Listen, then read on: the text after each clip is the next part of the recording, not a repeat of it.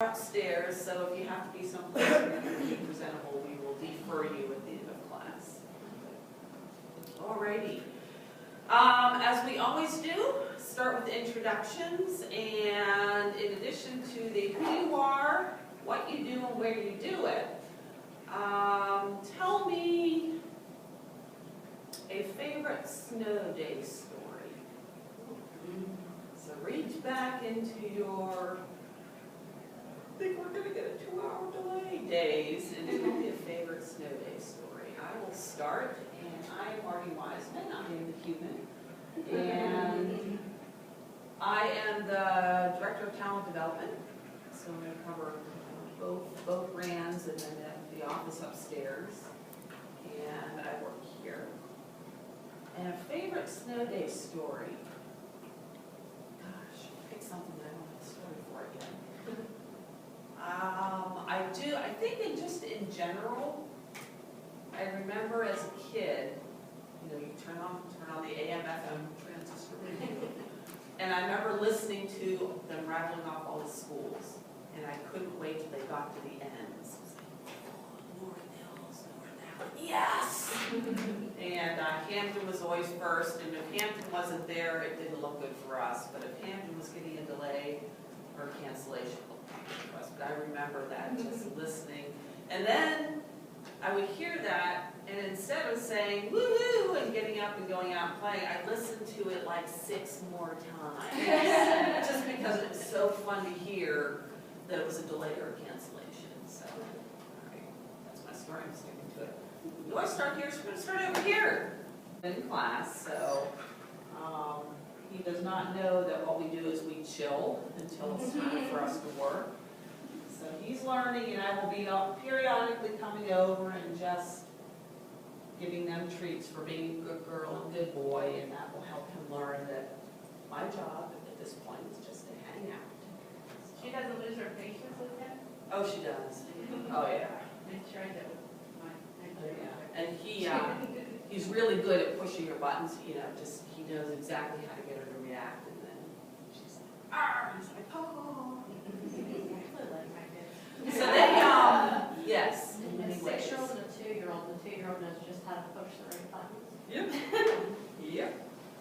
Yep. So what they will do is all of the things that we're going to talk about when it comes to building engagement and increasing performance, we're going to use all of those concepts with these 2 guys. These are going to be your employees for the jobs that you have in your work assignment later on in the class. So that's what they're here for. They play our employees.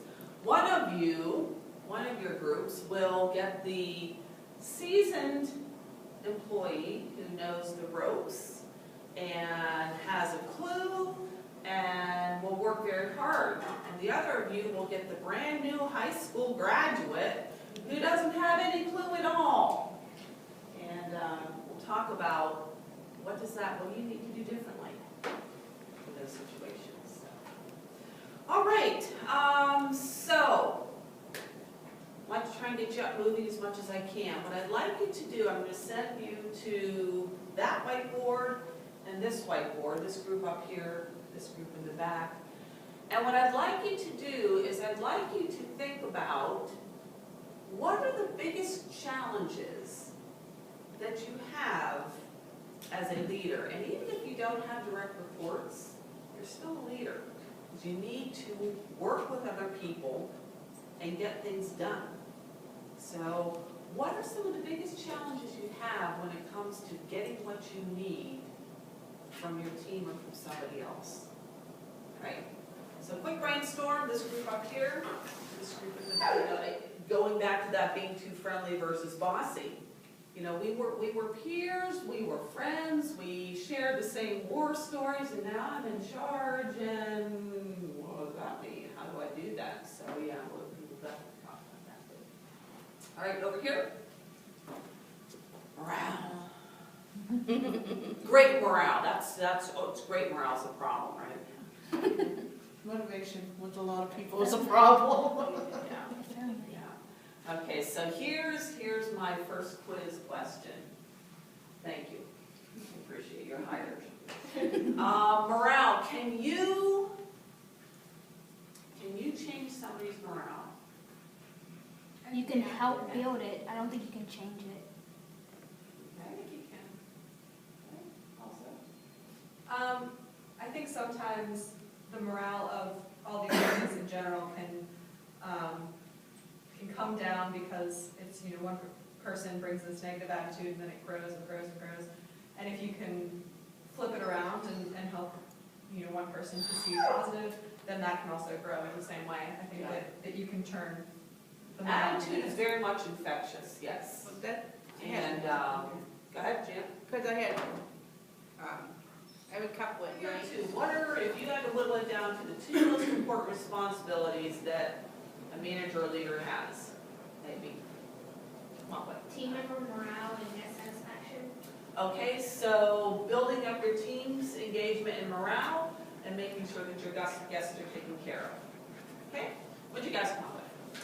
We said whatever the business needs are, as a whole, completing that or working toward that, and then having to engage that. Okay, great. I would, and I can't say this is definitive, but in my experience with leadership, you are hired to do two important things. One, get the job done. Okay, we've got to deliver what we said we were going to deliver. And the second one is that engagement, coaching your team and developing your team.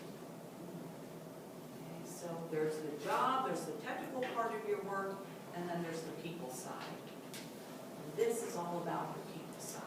Technical skills you learn elsewhere. This is about the leadership. All right. I want you to do a quick imagination here. I want you to imagine that it's Monday morning and you come into work and you have a whole new team. Right? I've never seen these team members before.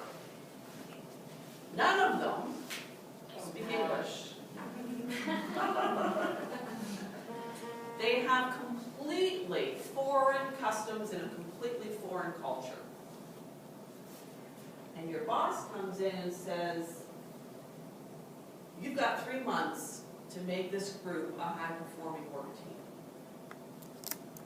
What's going through your mind?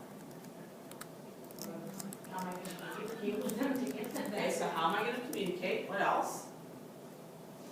Anybody have an oh crap moment? Yeah. Ow. Okay. All right. So if there were one thing that you could do, communication is probably going to be where you need to start. That is the exact situation a woman named Karen Pryor found herself in the 1950s. She was working for the Navy, and she was hired to create and train a team to perform complex underwater maneuvers. Her team was pot of dolphins. She never met them before. They didn't speak English. Completely foreign customs and culture. And she had to get them to be able to complete these underwater assignments. Her first goal was exactly that, Amanda, was to say, how am I going to communicate with them? How am I going to communicate with this team? And the thing that she used is a method of communication called clicker training. And if you've ever been to SeaWorld and whatever it is jumps up and you hear a whistle and they get a fish, the same thing with clicker. Now watch what happens to Callie when she's in her pen when she hears a click.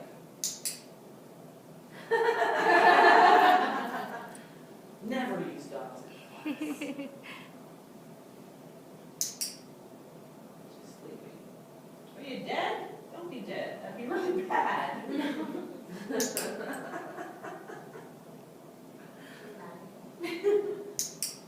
Oh, we get hard of hearing. Yes. Normally, if I have a loud clicker, as soon as I click that, and he's like, knows we're about to play a learning game. And the way that clicker training works is it communicates success. So for dolphins and horses and dogs, it's that click that communicates success. With people, how do you communicate success? How do you let your team members know that they've just done a great job? Praise. Feedback. Feedback.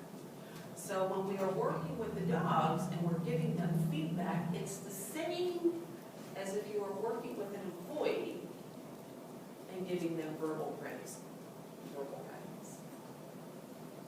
All right, so why the name Click It or Ticket? Another imagination. I want you to imagine that I have given you 3 days off in a row, and it's going to be, it's not 1 day, it's going to be 3. We got the end. Perfect day, perfect weather. If snow is your perfect weather, we're going to get snow. If it's 85 and sunny, whatever's perfect for you. You also get to be with your handful of people who you most enjoy spending time with. Maybe it's your family, and maybe it's not. Maybe you're leaving a family behind. And I'm going to guarantee that there are no crises and no interruptions for those 3 days. So you get to go wherever you want in perfect weather with the people who make you laugh the most. Sound good? How you feeling? Good? Great. Yeah. All right. So on your way to this magical spot, you look in your rearview mirror, and you turn a couple of times, and this car is following you. How are you feeling now? Anxious? What did I do wrong? What did I do wrong? Paranoid? Anybody feel our heart going a little faster?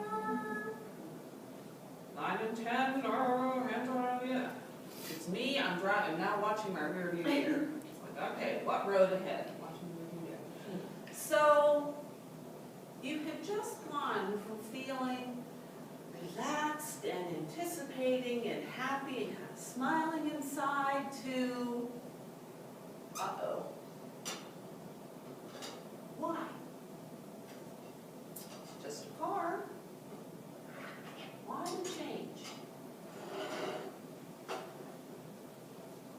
Authority is watching you. Authority is watching you, okay?